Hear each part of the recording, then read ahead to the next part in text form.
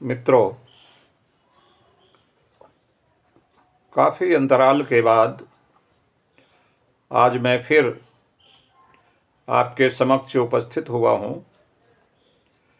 और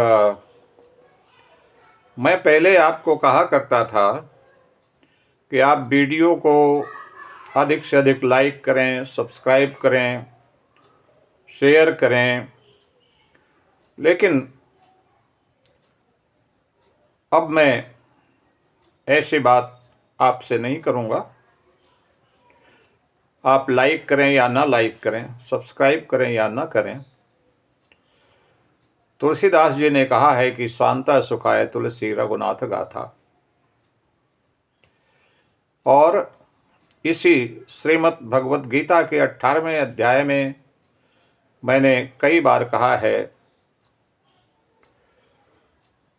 कि कृष्ण भगवान ये कहते हैं अर्जुन से कि जो व्यक्ति श्रीमद् भगवत गीता पढ़ता है अथवा सुनता है अथवा सुनाता है, उससे प्रिय व्यक्ति और हमारा कोई नहीं है।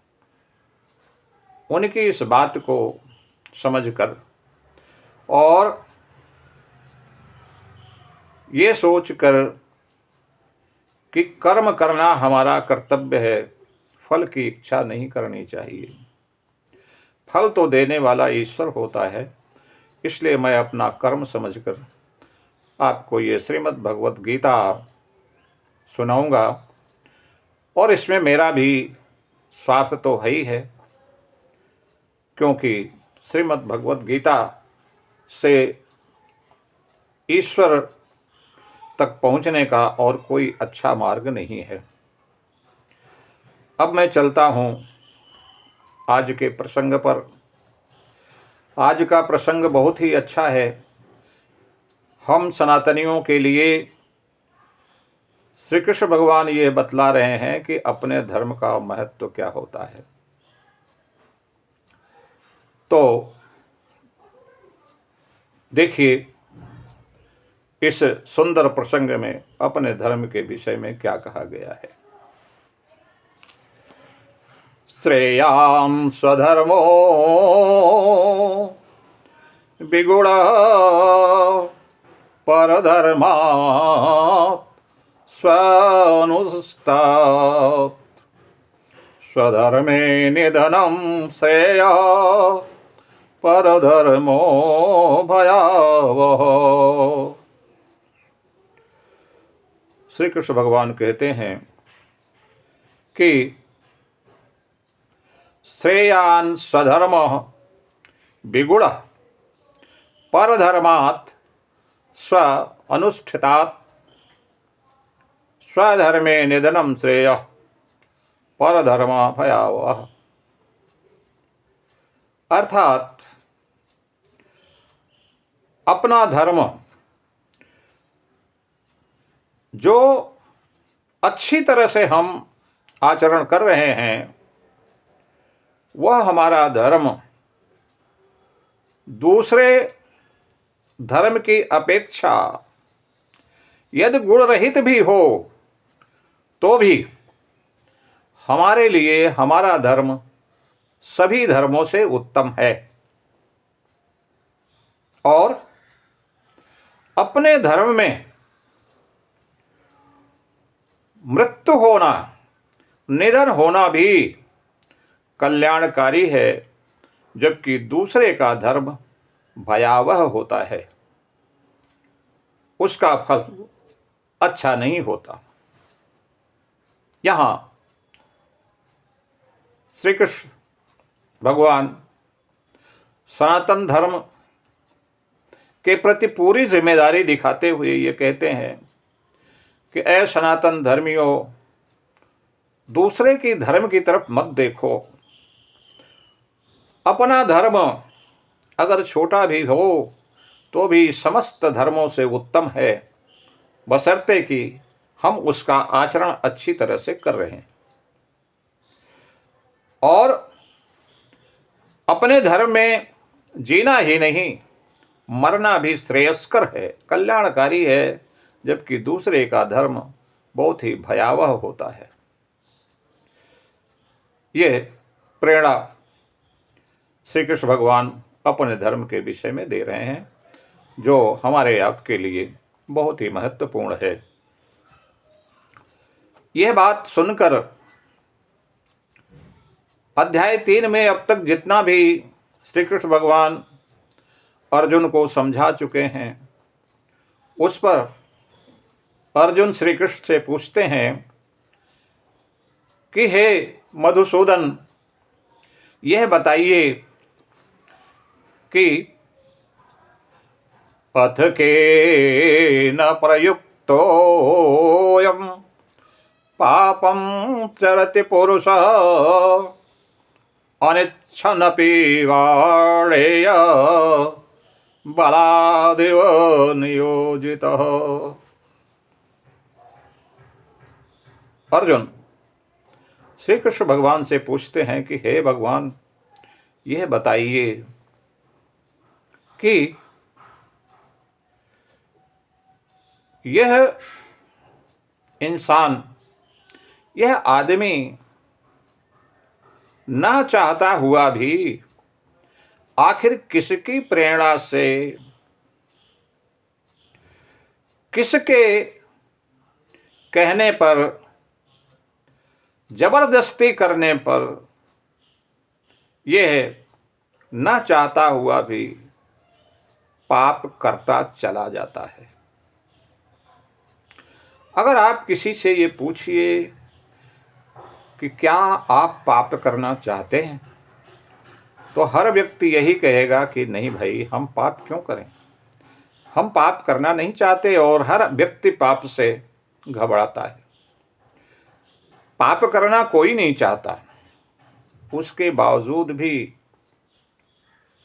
आखिर वो ऐसी कौन सी शक्ति है जो मनुष्य से ना चाहते हुए भी जबरदस्ती पाप करवा देती है। ये प्रश्न अर्जुन ने श्री कृष्ण से कहा। तो श्री कृष्ण भगवान ने बहुत थोड़े में, अगर आप समझिए, बहुत 60 में उसका उत्तर दिया। आगे हालांकि ये प्रसंग चलता रहेगा, लेकिन उन्होंने सबसे बड़ा कारण, वो 2 शक्तियां कौन सी हैं जिसके कारण मनुष्य पाप करता है, उन्होंने ये बताया। और आपके लिए भी यह बहुत उत्तम प्रसंग है, आपके लिए भी बहुत कल्याणकारी है, श्रेयस्कर है। आप ध्यान से सुने। श्री कृष्ण भगवान कहते हैं कि कामेश क्रोधेश रजो गुण समुद्भव महासनो महापाप्मा विद्धि एनं हि बैरिणम्। श्री कृष्ण भगवान ने कहा कि ये तो बहुत साधारण सी बात है। जो व्यक्ति रजोगुणी होता है, आप जानते हैं कि रजोगुण, सतोगुण और तमोगुण, ये 3 गुण होते हैं मनुष्यों में, जिसमें सतोगुण सबसे अच्छा है, रजोगुण मध्यम का है और तमोगुण निकृष्ट है। तो भगवान श्री कृष्ण बतलाते हैं कि बहुत साधारण सी बात है। यह शक्ति क्या है? ये शक्तियाँ 2 हैं। रजोगुण समुद्भव, जो रजोगुण से उत्पन्न होती हैं, रजोगुण के फलस्वरूप जो व्यक्ति में आती हैं, वो 2 शक्तियाँ हैं। पहला है काम और दूसरा है क्रोध। काम और क्रोध के वश में होकर मनुष्य पाप करता है। कामः एषः क्रोधः एषः रजोगुण समुद्भव। वो बतलाते हैं कि रजोगुण से उत्पन्न हुआ ये काम और क्रोध है, जो व्यक्ति से जबरन, बलात् पाप करवाता है। और ये काम और क्रोध जो है वो कहते हैं महाशनो महापापमा विद्धि एनम ही बैरिणम। महाशनो, यह उस अग्नि के समान है, अग्नि के समान है। ये काम और क्रोध जो है ये बहुत ही पापी है, बहुत बड़ा पापी है। और यह उस अग्नि के समान है जिसकी कभी संतुष्टि नहीं होती।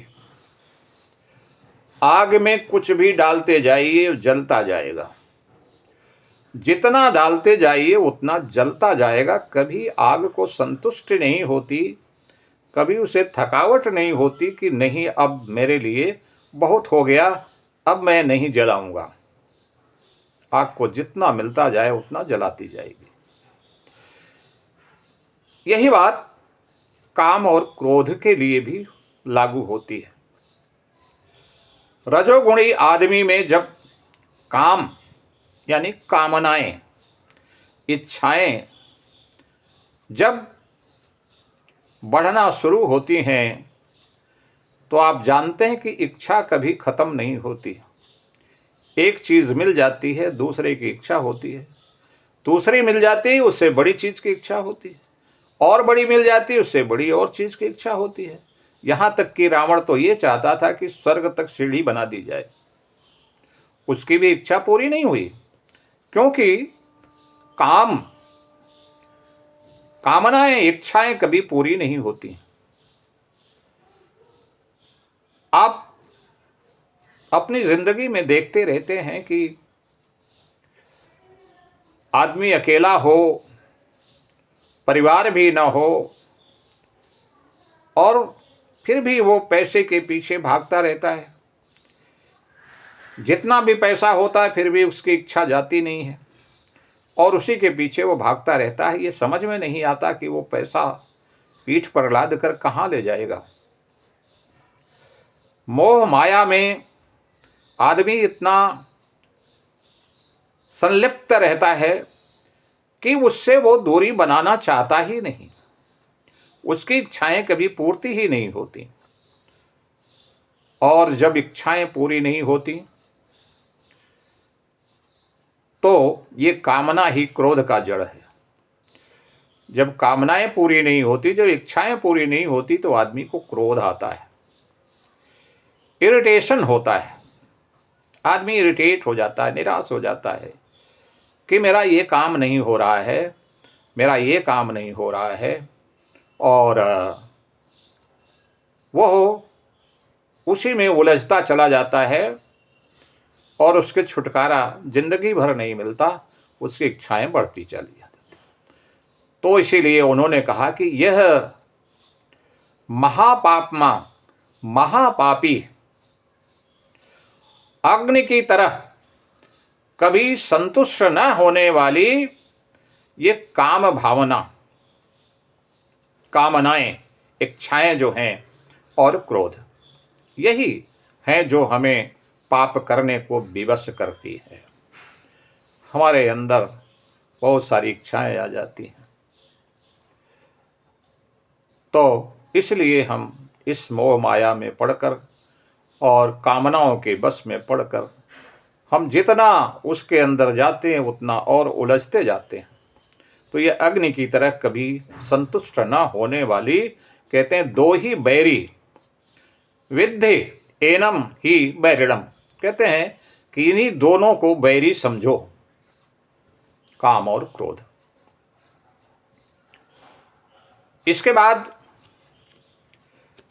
फिर आगे श्री कृष्ण भगवान कहते हैं और ये कामनाएं जो हैं, आदमी को यह मालूम, अभी हमने बताया कि हर व्यक्ति को यह मालूम है कि उसे पाप नहीं करना चाहिए, उसमें इतना ज्ञान तो है, वो ये समझता है कि पाप नहीं करना चाहिए, लेकिन फिर भी पाप करता है। फिर वह ज्ञान उसका कहाँ जाता है? जब उसमें इतना ज्ञान है कि पाप नहीं करना चाहिए, तो फिर वो ज्ञान कहाँ चला जाता है? कामनाएं उस पर हावी हो जाती हैं, तब ज्ञान कहाँ चला जाता है? इच्छाएं उस पर हावी हो जाती हैं, तब वो ज्ञान कहाँ चला जाता है कि हमें पाप नहीं करना चाहिए? फिर वो उन्हीं इच्छाओं के बस में पड़कर, उन्हीं कामनाओं के मोह माया के बस में पड़कर वो पाप करने लगता है। तो श्री कृष्ण भगवान कहते हैं कि धूमे नाव्रियते वहनि यथादर्शो मलेन च यथा उल्बेनावृतो गर्भस्तथा तेदेनमावृतम्। श्री कृष्ण भगवान कहते हैं कि यह जो ज्ञान है वो जानता है कि उसे पाप नहीं करना चाहिए, कि ज्ञान तो उसमें है, फिर भी उसका ज्ञान चला कहाँ जाता है? तो वो समझाते हैं कि धूमेन आवृते बहनी, आग जिस प्रकार धुएं से ढक जाती है, आग जिस तरह से धुएं से ढक जाती है, और दर्पण जिस तरह मैल से ढक जाता है, धूल मिट्टी अगर कांच पर पड़े, दर्पण पर पड़े, तो फिर आपका चेहरा नहीं दिखाई पड़ेगा, तो वो धूल और मिट्टी से ढक जाता है। तो कहते हैं कि जिस तरह से आग धुएं से ढक जाती है, दर्पण धूल मिट्टी से मल से ढक जाता है, और जिस प्रकार से गर्भ जेर से उल्व से ढक जाता है, ये उल्व क्या है, जेर क्या है, जिससे गर्भ ढक जाता है। गर्भ में बच्चा है ये मालूम सबको है, लेकिन उस बच्चे के चारों ओर इतनी लेयर्स हैं, इतनी परतें हैं, और वो ईश्वर ने एक द्रव उसमें भर दिया है, जिस द्रव में वो अंदर पड़ा रहता है, जिससे चोट वगैरह नहीं लगे। उसके बाद गर्भ की दीवारें, गर्भाशय की दीवारें होती, तमाम परतें होती हैं, वो दिखाई नहीं पड़ता, हालांकि है वहाँ, मालूम है। तो इस प्रकार वो उदाहरण देते हैं कि जिस तरह से अग्नि धुएं से ढक जाती है, दर्पण मैल से ढक जाता है, और गर्भस्थ शिशु उल्व से ढक जाता है, जेर से ढक जाता है, तमाम परतों से ढक जाता है, ठीक उसी तरह से इस मनुष्य का ज्ञान भी माया और मोह से ढक जाता है।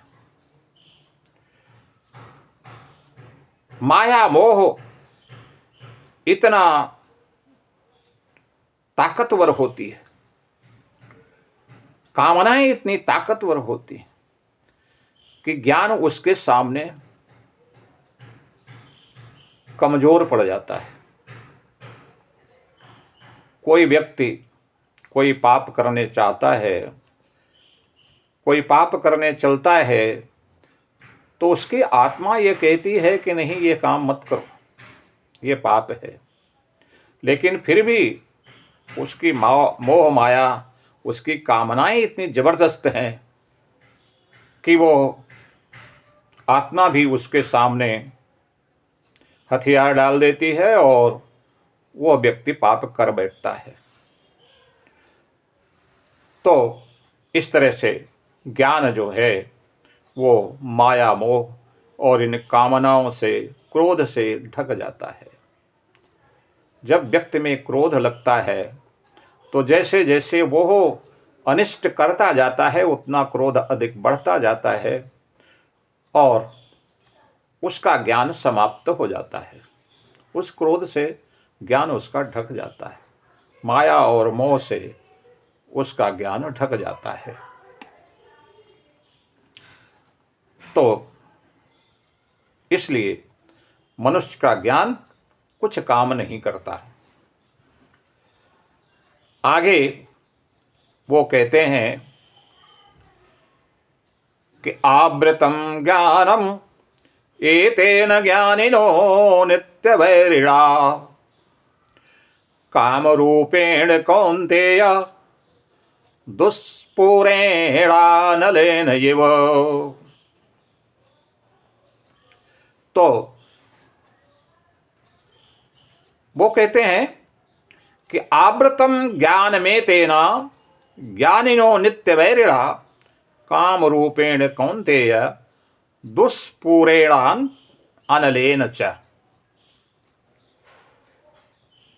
तो फिर आगे वही बात कहते हैं जो अभी आपको बतलाया कि वो कहते हैं कि ये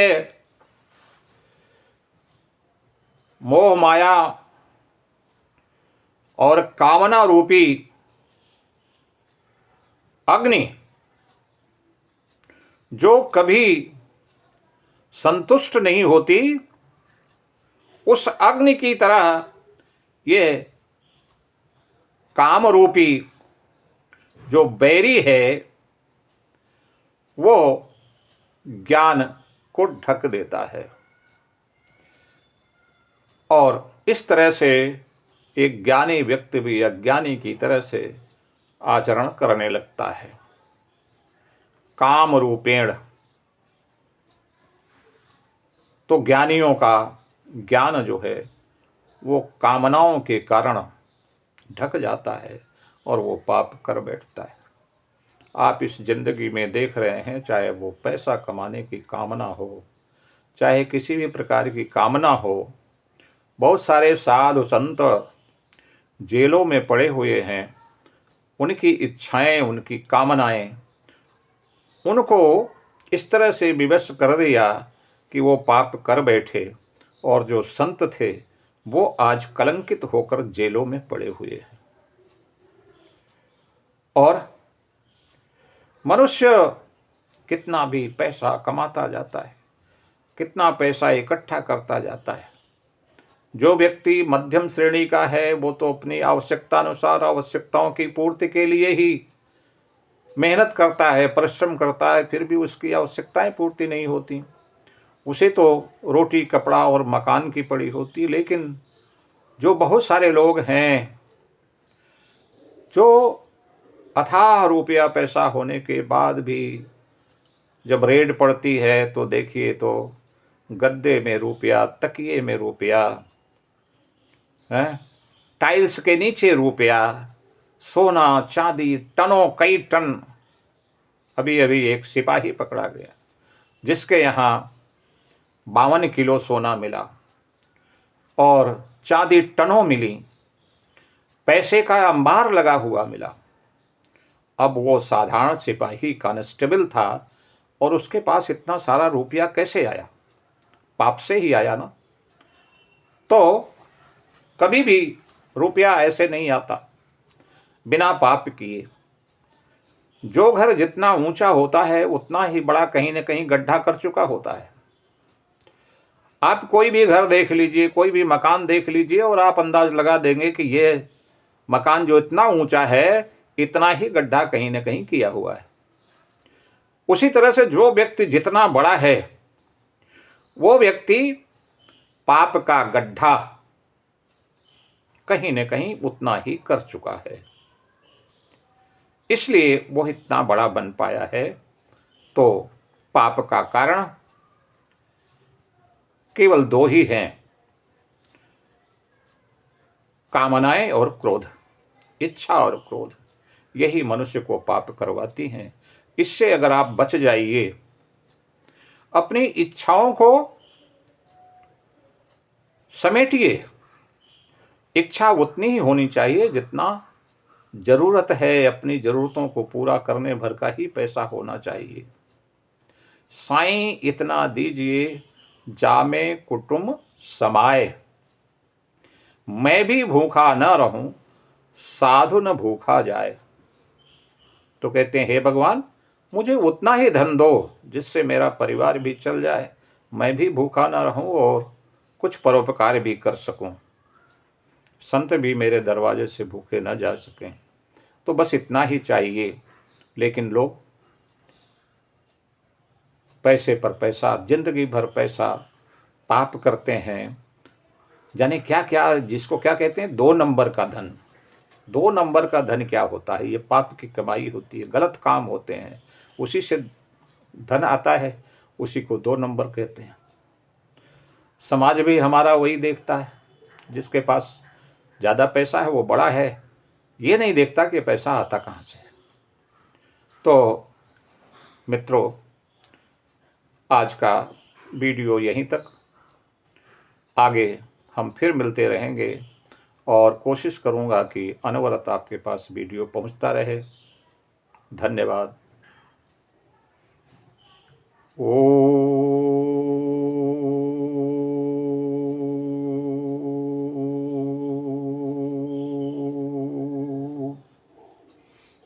वासुदेवाय नमः। ओम वासुदेवाय नमः। ओम